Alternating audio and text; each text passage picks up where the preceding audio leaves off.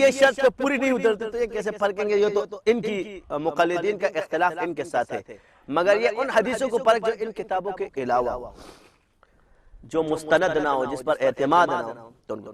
تو مولانا زکریا صاحب رحمۃ اللہ علیہ وہ شیخ الحدیث ہے کہ آپ نے امت میں سب سے بڑا کارنامہ یہ کیا کہ بخاری سے حدیث نکالنا کوئی آسان کا مشکل کام نہیں، بچہ بھی نکال سکتا ہے، یہ کوئی تحقیق نہیں ہے، آج جاؤ کمپیوٹر پہ نکال دو۔ اس کو علمیت نہیں کہتا میں، معلومات کہتا ہوں۔ شیخ الحدیث مولانا زکریا صاحب رحمۃ اللہ علیہ نے علمیت کا وہ اپنا ہے کہ ضعیف سے ضعیف روایت کو کیا کیا؟ نقل کیا۔ کس کے ساتھ؟ تخریج کر کے، یہاں سے یہاں سے یہاں سے یہاں سے یہاں سے۔ اور اس وقت جب تخریج کی تو اس وقت کمپیوٹر نہیں تھا، کمپیوٹر بعد میں آیا ہے۔ تم لوگ سارے کمپیوٹری مولوی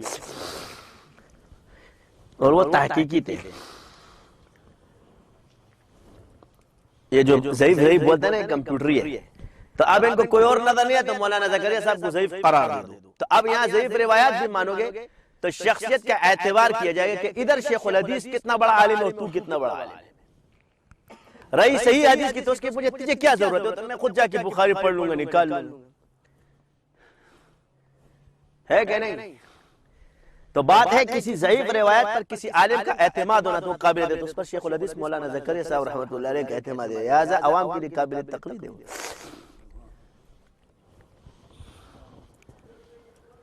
اور انہوں نے اس کو لکھا ہے کس کے نزدیک صحیح ہے، کس کے نزدیک ضعیف ہے، کس نے اس کو حسن قرار دیا، کس نے سارا لکھا۔ اس سے کیا ثابت ہوا کہ یہ اختلاف جو حدیثیں لکھی گئی یہ محدثین تھے یا یہ کوئی اور تھے، بلکہ یہ جن کے اندر اختلاف تھے وہ فنون کے ماہر تھے۔ کیا تھے؟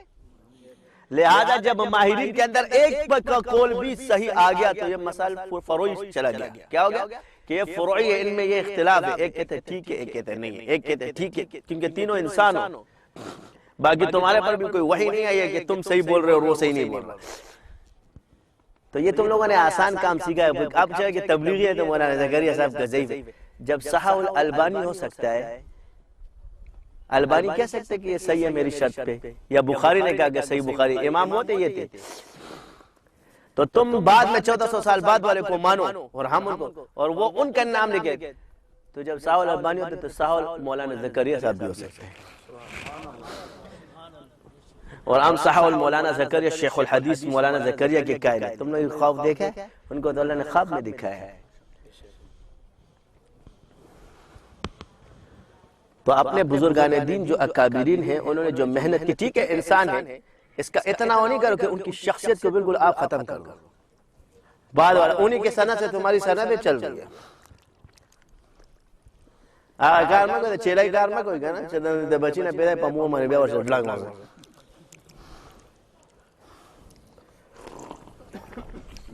جو جانور ہوتے ہیں نا جانور، ان پر ادب نہیں ہے، یہ اپنے ماں باپ کی گستاخی کر سکتے ہیں، مگر انسان تو اگر انسان ہے نا تو اپنے باپ کی گستاخی نہیں کرے گا۔ بات یہ کہ ایک بزرگ کے قول میں کمزوری اور ایک اس کی شخصیت میں، تو کمزوری کا موازنہ اس لیے بھی کہ تم کس طرح کہہ رہے ہو۔ تو رہی بات کیا اعمال کے لحاظ سے، تو یہ تو اصول حدیث ہے کہ اصول حدیث کے اندر یہ ہے کہ بھائی یہ اصول حدیث کے مطابق یہ سند پر پوری نہیں ہے، تو کیا سوال یہ کہ یہ اصول فقہ کے بھی خلاف ہے؟ کیا یہ دلیل بھی نہیں ہے؟ تو جواب یہ کہ یہ اصول تفسیر میں بھی چلے گی، فضائل میں بھی چلے گی اور دلیل میں بھی چلے گی، مگر اصول حدیث میں یہ کمزور ہے۔ کیوں کہ اصول فقہ کے اصول 4 ہیں، 2 نہیں ہیں، قرآن حدیث اجماع قیاس، تو اجماع اور قیاس بھی تو حدیث نہیں ہے، جب قیاس دلیل ہے تو وہ حدیث دلیل نہیں ہے۔ اور رہی یہ بات، اب اللہ تعالیٰ نے ان ائمہ کے اندر کیا کیا تو یہ حدیث کے امام ہیں، وہ تینوں کے امام تھے۔ ائمہ مجتہدین جتنے بھی گزرے وہ ایک علم میں ماہر نہیں تھے، وہ سب میں ماہر تھے، اس لیے تو اللہ نے ان کو مجتہد بنایا، اور باقی جتنے پیدا ہوں گے وہ ایک شعبے میں پیدا ہوں گے، چاہے صوفیہ ہو، چاہے محدثین ہو، چاہے فقہا ہو۔ مجتہد کو اللہ نے تینوں چیزیں، وہ بیک وقت صوفی بھی ہے وہ بیک وقت محدث بھی ہے اور فقیہ بھی ہے. یہ تقسیم بعد میں. اب دیکھو کتنی حدیثیں یاد ہوگی, اس کی میں دلیل آسان دیتا ہوں, مگر جب قیاس پر آئے گا نا ایسی بھوڑی بات کرے گا جیسے آج کل کے غیر مجلد ہے. تحقیق دیکھو ان کی جوان کے بچوں کی, ساری حدیثیں صحیح نکالی ہوگی. جب اسی حدیث میں ان کو پھنسائیں گے نا, ہم اپنے مولوی صاحب سے پوچھ کے آتے ہیں, تیرا مولوی صاحب 1400 سال بعد پیدا ہے, تیرا قیاس کدھر گیا؟ وہ ایک کو میں نے پکڑا تو پھر کہہ رہا ہمارے بڑوں سے بات کرو. میں نے کہا تم ہار گئے, میں جیت گیا. تیرا بڑا اس دور میں پیدا ہوا, تو اس کی تقلید کو جائز سمجھتا ہے. میں تجھے قرآن کی آیت دلیل میں پیش کر رہا ہوں, اور امام ابو حنیفہ پہ رد کرتا ہے.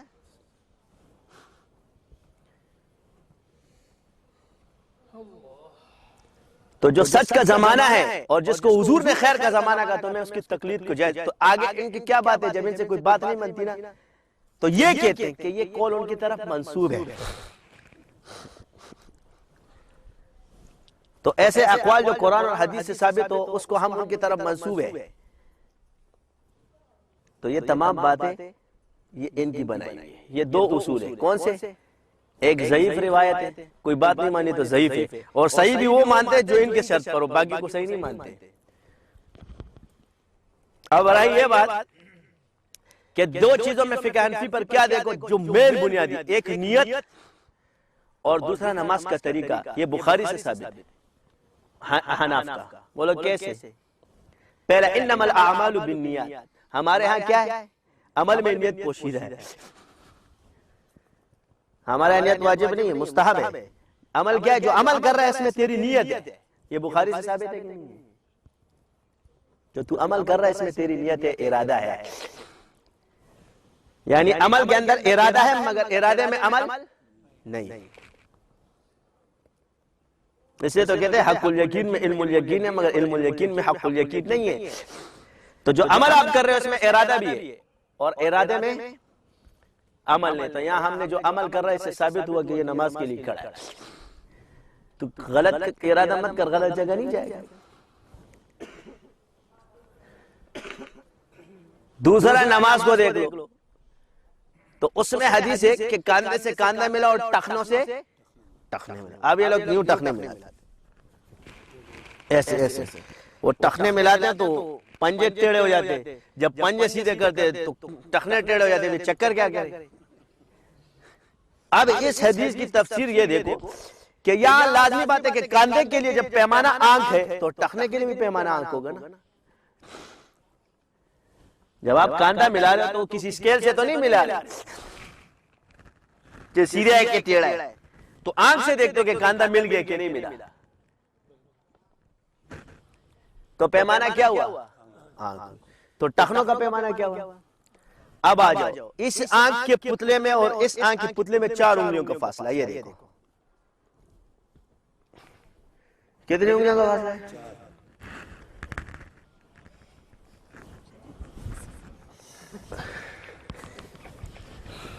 تو امام ابو حنیفہ رحمۃ اللہ کہ آپ کے پیروں کے درمیان 4 انگلی کا فاصلہ ہونا چاہیے.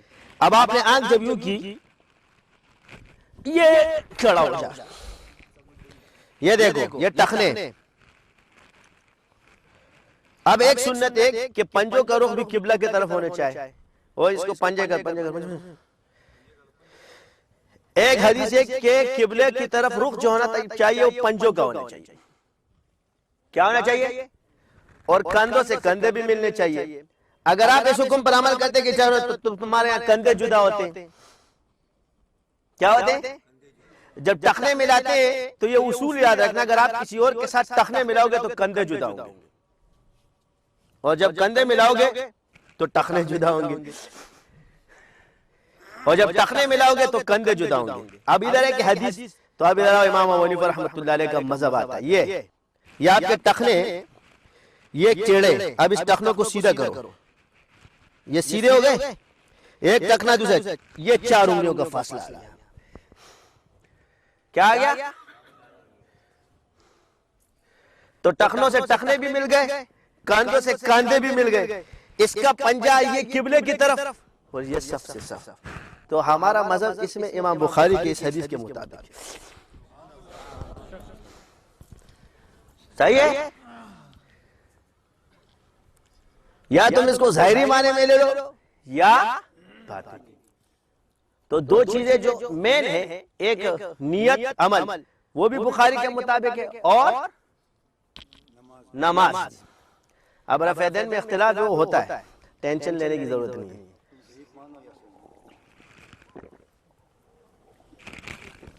یہ لڑائی اس بات کی نہیں ہے.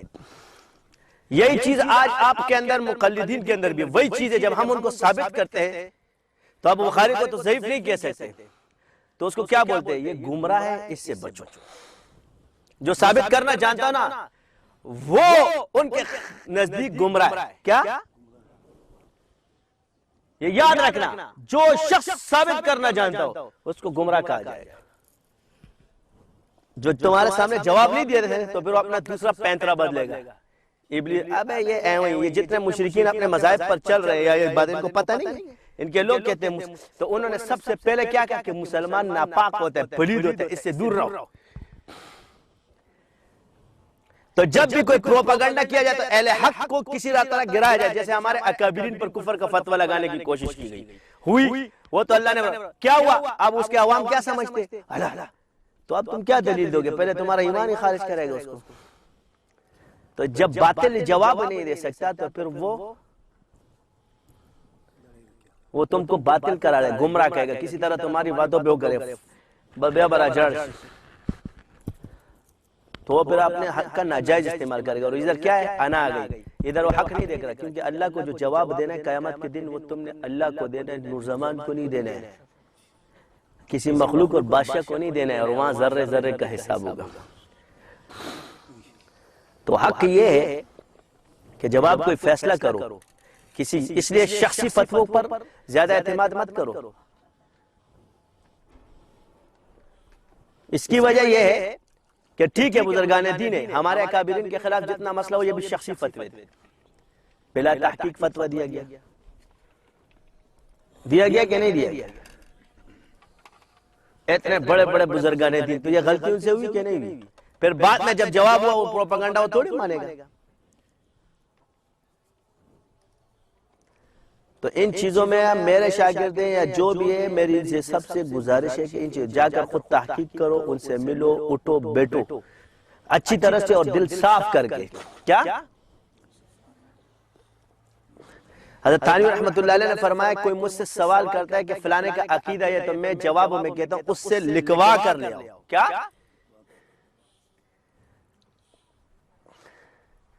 اس سے لکھوا. تو بات یہ کہ رجوع کیا جا سکتا ہے.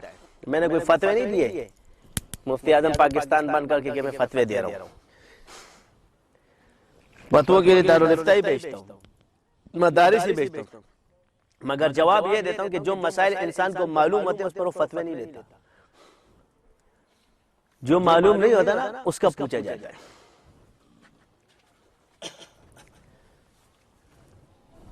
آج آپ لوگ علاج اور معالجہ جتنا بھی کر رہے ہو، اس سے پہلے کسی نے اتنا کیا ہے؟ لطائف جس طریقے سے آج الحمدللہ ہم لوگ طے کرنے کی کوشش کر رہے، اماموں کے علاوہ بات کر رہا ہوں، پچھلے بزرگان دین کے علاوہ، درمیان میں اس ہماری کوئی کر رہا ہے اپنے دور کے حساب کی، پچھلے کرتے تھے، اس دور کی بات کر کوئی کر رہا ہے علاج اس طرح کر رہا ہے کوئی؟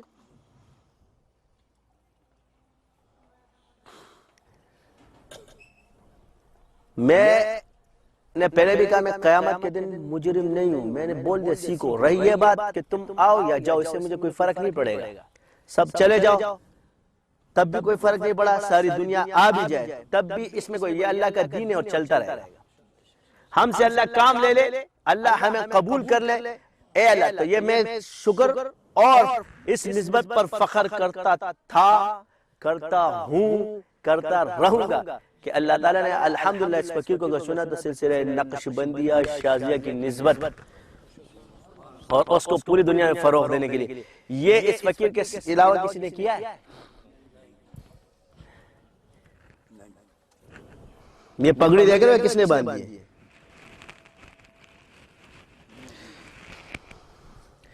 یہ پگڑی حضرت سید احمد شاہ صاحب نے مجھے باندھی، میں نے ان کو باندھی، انہوں نے مجھے باندھی. وہ کون تھے؟ پیر فضل علی قریشی رحمۃ اللہ علیہ کے نواسے ہیں.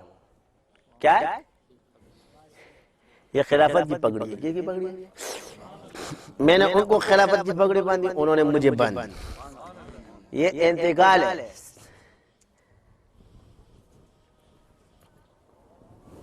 وہ بزرگ ہمیں مانتا ہے, تم نہیں مانتا ہے. ان کو مخالفین نے نہیں بولا. اب کہاں جاؤ گے؟ ٹھیک ہے, اس سے بھی ثابت ہوا الحمدللہ ہم پورے, ہماری سند معتبر ہے. ایک ہی واسطہ ہے, دیکھو ان کا نام بھی سید احمد ہے, ہمارے حضرت کا نام بھی سید احمد ہے. دو چیزوں میں ایک بات دوبارہ ثابت ہو گئی. میرے شیخ نے بھی یہ چیز مجھ سے سیکھی, وہ بھی سیکھ رہے.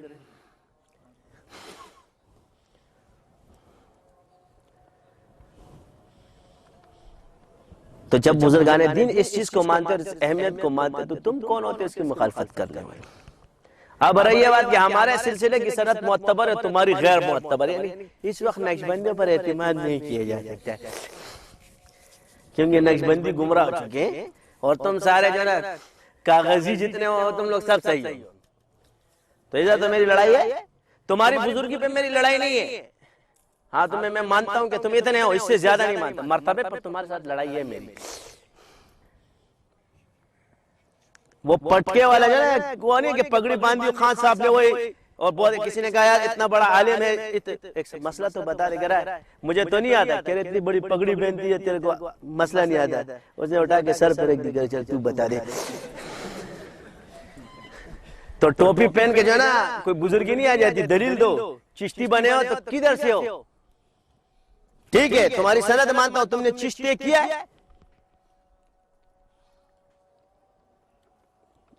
اس طرح تو پھر ہو جائے گا. ایک بزرگ آئے گا وہ کہے گا 100 مرتبہ پڑھو, دوسرا پڑھے گا 33 مرتبہ پڑھو, دوسرا آئے گا 1 مرتبہ بھی مت پڑھو, ہم نے تمہیں دے دیا. یہ تو وہی والا ہے پیر صاحب جنت لے کے جائے گا. یہ وہ عقیدہ نہیں بنے گا.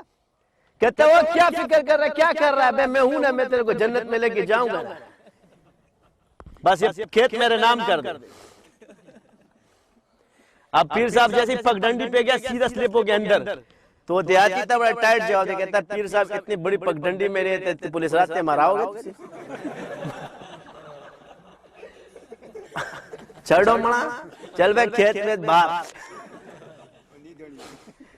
تو یہ لوگوں کا عقیدہ بن چکا ہے کہ ہماری بخشش پیر کرائے گا. واہ بھائی واہ, تم خود کچھ مت کرو, کرائے گا اللہ تعالیٰ انبیاء سے, مگر تمہیں ایسے غوطے کھلائے گا کہ تم یاد کرے گا. تو یہ جو تمہیں تربیت کرائی جاتی ہے غوطوں سے بچانے کے لیے کرائی جاتی ہے. شفاعت تو ہوگی, مگر پھر جہنم میں جتنے غوطے کھاؤ گے نا اس کو بھی تیار رہنا کہ اس میں کتنے غوطے کھانے تم نے. ایک دن 1000 سال کا ہے. تو جن کا یہ عقیدہ ہے پیر صاحب بخشوائیں گے, اگر پیر صاحب نکل گیا پتلی گلی سے تو تو کہے گا یار ہے کیا پیر صاحب, میں بچ جاتے تھے. حاجی صاحب فرماتے ہیں میں کسی کو بیعت کرتا ہوں تو اس نیت سے کرتا ہوں کہ شاید اس کی مغفرت ہو جائے. اور مرزا مدر جانا رحمت اللہ علیہ فرماتے ہیں اگر قیامت کے دن اللہ مجھ سے کوئی سوال کرے کہ تو کیا لائے, تو میں قاضی ثناء اللہ پانی پتی کو پیش کر دوں. یہ مرید ہے میرا, اس کی تربیت میں میرا بھی حصہ ہے. سبحانک اللہم و بحمدک.